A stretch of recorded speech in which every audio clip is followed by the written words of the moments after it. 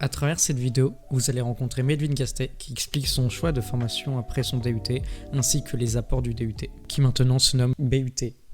Pourquoi souhaites-tu continuer tes études en école d'ingénieur ? Alors j'ai eu plusieurs choix. Donc déjà, je voulais m'orienter vers l'informatique de base, vers le développement, etc. J'ai aussi postulé à l'ESAIP, j'ai été pris à l'ESAIP aussi. Après j'ai choisi l'ESEO parce que pour la renommée, parce que c'est une bonne école, pour où elle est localisée. Elle est pas loin de chez moi, du coup c'est tant mieux. Et pour les specs qu'elle propose aussi. Et donc j'ai choisi de faire une école d'ingé. Pourquoi une école d'ingé déjà? C'est parce que on peut pas faire du développement métier si on n'a pas des bagages derrière. C'est sortir avec un bac+2 et développer des logiciels derrière.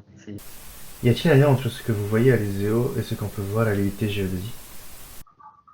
Donc là, en fait, à l'ESEO, il y a trois aspects différents. Donc, il y a l'électronique pure, donc un système électronique comme vous voyez ici, à l'UT.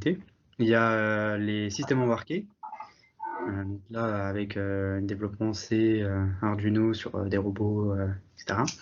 Et une spé informatique, donc développement pur, tout ce qui est partie HM, logiciel, application et site web. Actuellement, tu réalises ton alternance chez Thales. Dans quel domaine aimerais-tu travailler? Ouais. Donc là, je suis dans le pôle ITS pour l'instant. Donc information, tout ce qui est information des systèmes et des technologies.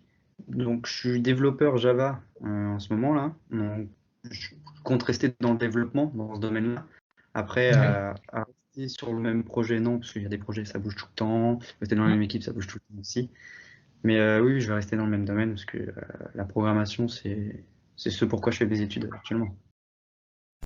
Pourquoi voulais-tu faire ton école d'ingénieur en alternance ? En sortant de l'UT, j'ai eu pas mal de mal à me redire que j'allais repartir pour 3 ans d'études. Parce que c'est usant, au bout d'un moment. Et puis, avec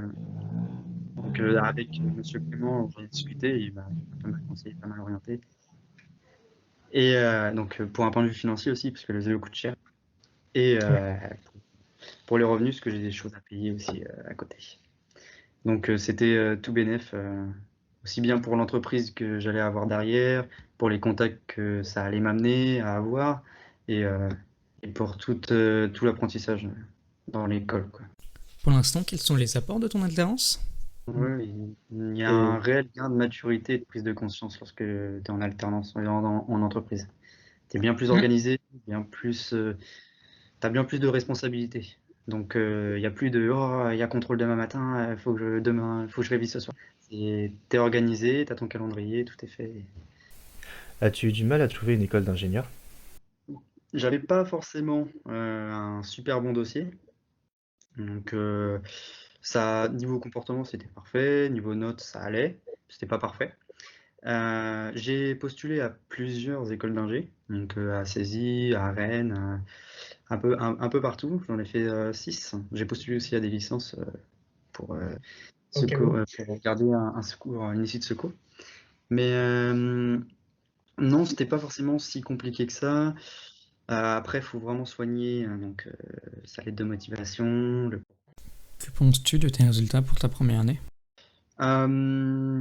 Pour l'instant, je me positionnerai pas trop. Je suis je dois être au milieu et au-dessus du milieu. Ceux qui sont de l'UT, là, franchement, sur ce premier semestre, et même sur la première année, là, on cartonne tout parce qu'on revoit tout en fait. On voit le langage C, on revoit les systèmes électroniques à la base, on revoit donc là, les CV, lettres de motivation à la base, on revoit tout. Sauf que même les maths, on revoit tout. On souhaite remercier Melvin de sa présence malgré la période d'examen des écoles d'ingénieurs.